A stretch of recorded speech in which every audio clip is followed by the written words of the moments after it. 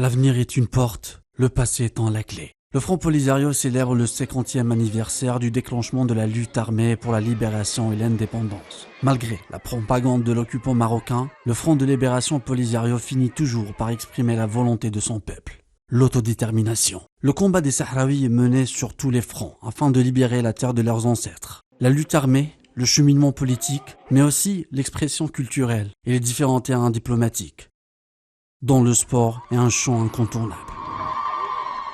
Au 50e anniversaire du Front Polisario, le représentant unique et légitime du peuple sahraoui, un marathon a été organisé à Toloso, en Espagne, marqué par la participation de la diaspora sahraoui et la communauté locale en soutien à la cause sahraoui. Un rendez-vous qui a permis de réaffirmer le soutien à une cause juste et informer le monde de la situation dans les territoires occupés et les crimes et violations des droits de l'homme par l'occupant marocain. Le 20 mai, lors d'un match de football, la voix des Sahraouis sera entendue. Au stade du père des révolutionnaires, Nelson Mandela. L'équipe du Sahara occidental jouera en amical le club historique, le modèle de résistance, le Mouloudia d'Alger. Les joueurs sahraouis porteront les couleurs de leur pays, représentant leur patrie et entendront leur hymne national. Je trouve ça très intéressant pour notre avenir, pour préparer notre futur.